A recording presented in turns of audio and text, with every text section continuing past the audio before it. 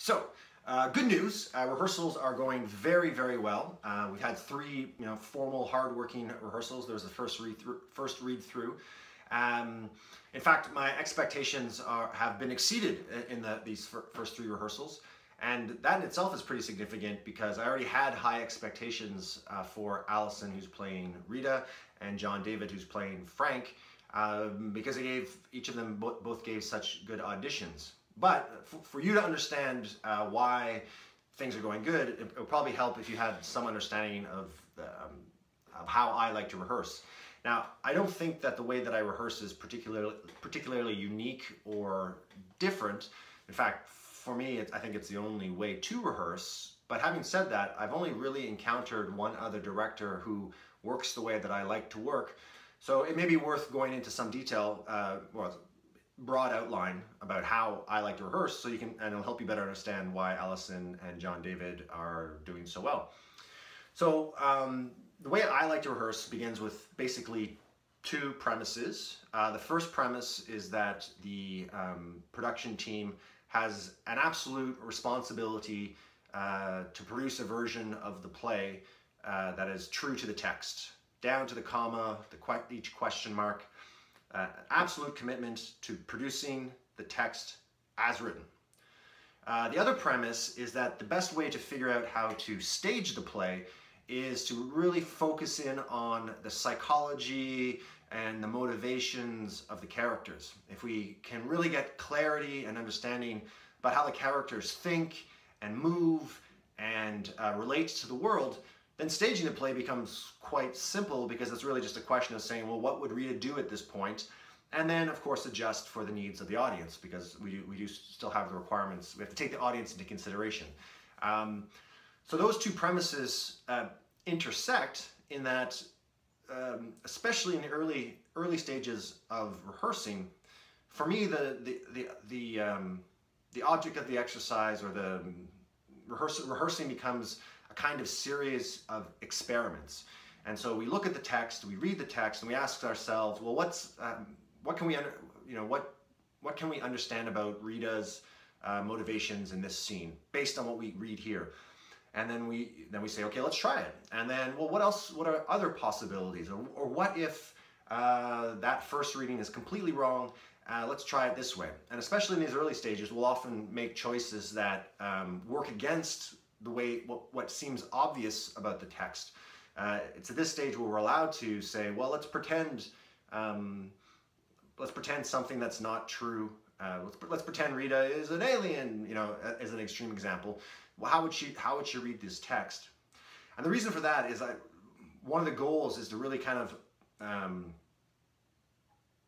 create some space, some understanding that the text as written, our first interpretation of the text as written, is not necessarily the right one. And as I often repeat to the actors over and over again, even if our first intuition turns out to be the right one, going through the work of trying different options and then finally deciding that, oh, that first read was the right one, will actually make that line read way more interesting.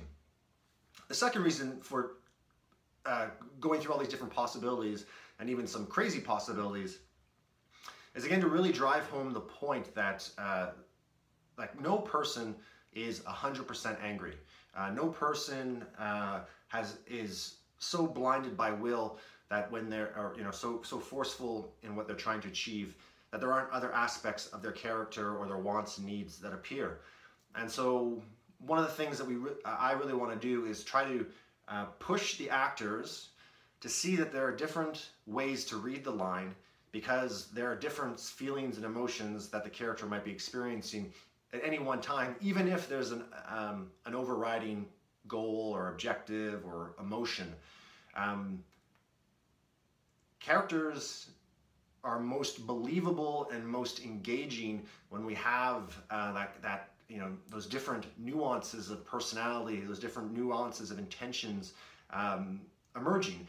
And I think it is they are engaging simply because it becomes less easy for the audience to predict.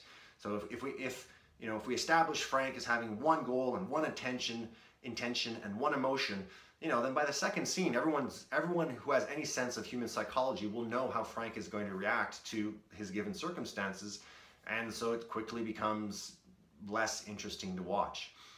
So I think it's this kind of work that leads to a more layered approach to the development of the characters. And ultimately, as I said, when it comes to the staging, it then just becomes a question of, well, we have an understanding of how Frank and Rita, or Rita and Frank think. Well, now here are their given circumstances. And now Frank, which is, you know, one of Rita's given circumstances, is acting this way. How does Rita respond? Or if the door is locked, how does Rita respond?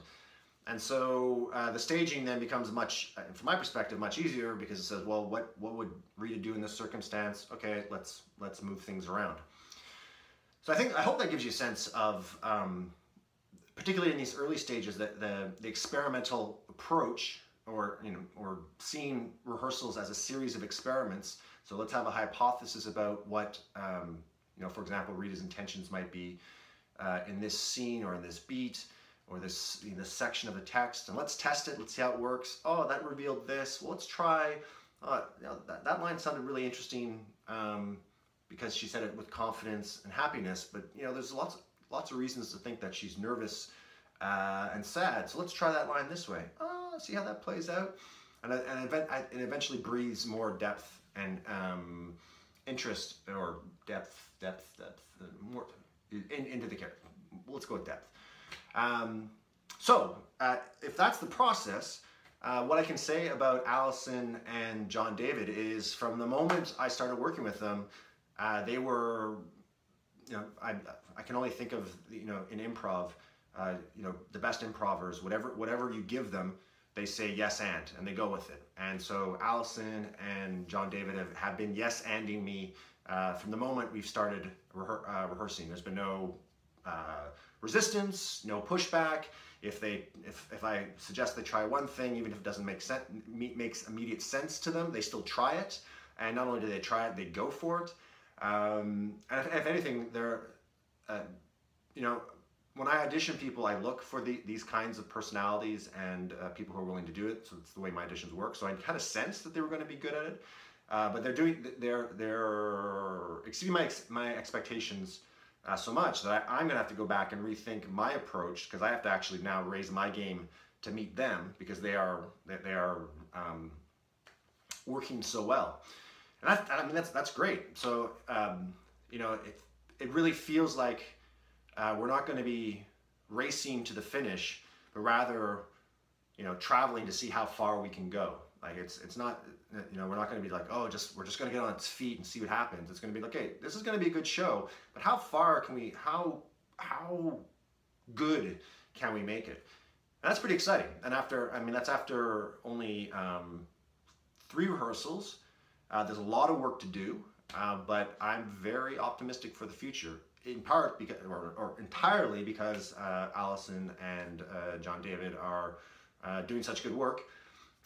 So I'm quite excited for the future of this play, and I think you should be too at this point. So if you don't know, I'm talking about Educating Rita, a show that I'm directing for the Ottawa Little Theatre, and it opens September 20th.